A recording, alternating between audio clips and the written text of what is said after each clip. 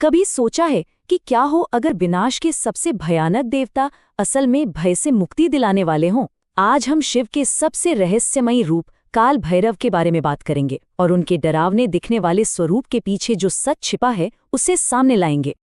ये हमें सीधे उस दुनिया में ले जाती है जहां समय खुद एक जीती जागती शक्ति है और मौत भी उसके आगे कांपती है। यही तो है काल भैरव की शक्ति का सार।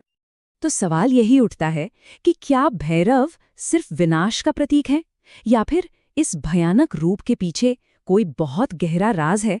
चलिए इस आम धारणा को थोड़ा खुरेदते हैं और देखते हैं कि सच्चाई क्या है।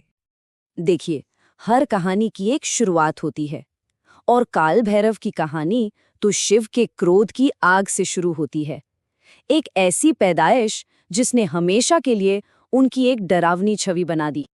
जरा सोचिए, दो महान देवता ब्रह्मा और विष्णु आपस में बहस कर रहे हैं कि सबसे शक्तिशाली कौन है। तभी अचानक आग का एक ऐसा खंभा प्रकट होता है जिसका कोई अंत नहीं। ये खुद शिव थे। विष्णु ने तो अपनी सीमा मान ली, लेकिन ब्रह्मा ने अपने अहंकार में झूठ बोल दिया। और बस यही एक झूठ शिव के उस क्रोध को जगा देता है जिससे काल भैरव का भयानक रूप सामने आता है। धधकती लाल आंखें, रात सा काला शरीर और गले में नरमुंडों की माला पहने इस भयानक रूप ने एक ही झटके में ब्रह्मा के उस सिर को काट दिया जिसने झूठ बोला था। कहते हैं उस एक पल में पूरा ब्रह्मांड कांप गया था। लेकिन इस न्याय का एक नतीजा भी था। एक ब्राह्मण यानी ब्रह्मा की हत्या का पाप, जिसे ब्रह्म हत्या कहते हैं, वो उन पर लग गया। ब्रह्मा की वो खोपड़ी उनके हाथ से चिपक गई जो उनके पाप का निशानी थी, और यहीं से शुरू हुई उनके प्रायश्चित की एक लंबी यात्रा। पर कहानी यहीं खत्म नहीं होती। विनाशक की इस छवि से बिल्कुल अलग भैरव का एक और चेहरा है, एक रक्षक का, एक बचाने वाले का। अब उस कहानी की तरफ चलते हैं। एक युवा ऋषि थे, मार्कंडेय, जिनकी किस्मत में लिखा था कि वो सिर्फ 16 साल जिएंगे। जब मौत के देवता यमराज उन्हें लेने आए तो वो डर कर एक शिवलिंग से लिपट गए। अपने भक्त की पुकार सुनकर शिव काल भैरव के रूप में प्रकट हुए और उन्होंने खुद मृत्यु को ही हरा दिया।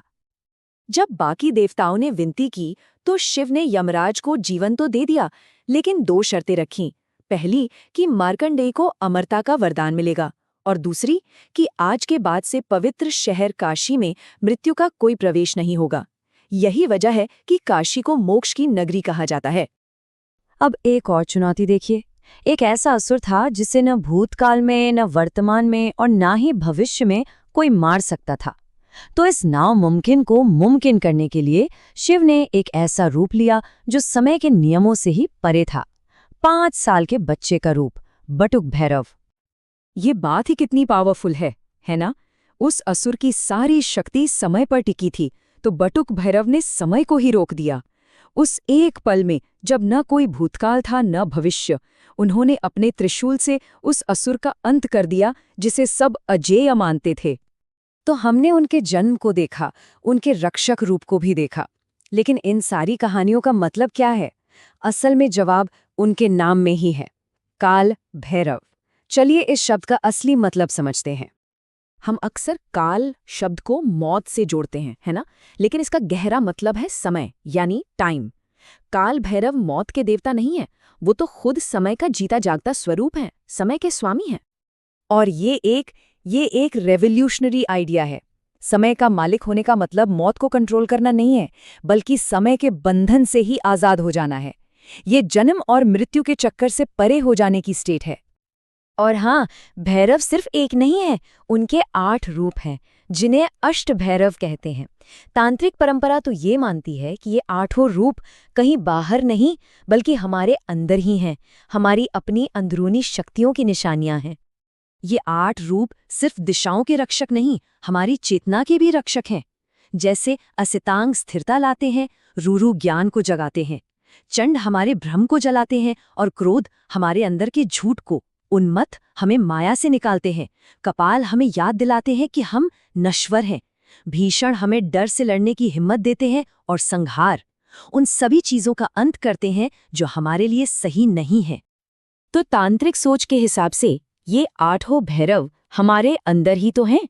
और इन्हें जानना मतलब खुद को जानना है, अपने डर, अपने गुस्से, अपने वहम का सामना करना और आखिर में एक गहरी समझ तक पहुंचना। ये तो जैसे सेल्फ डिस्कवरी का एक पूरा रोड मैप है। अच्छा, अब इन गहरी बातों को जरा असल दुनिया से जोड़ते हैं। चलिए देखते हैं कि असल जिंदगी में, खास तौर पर पवित्र शहर काशी में, काल भैरव की पूजा कैसे होती है और उनके प्रतीक क्या कहते हैं। काशी में तो भैरव को शहर का कोतवाल यानी प्रोटेक्टर माना जाता है, जो न्याय करते हैं। उनका वाहन कुत्ता है, जो वफादारी की निशानी है। उनके मंदिर अक्सर शमशान घाट के पास होते हैं, जो ये दिखाते हैं कि जीवन और मृत्यु कहाँ मिलते हैं।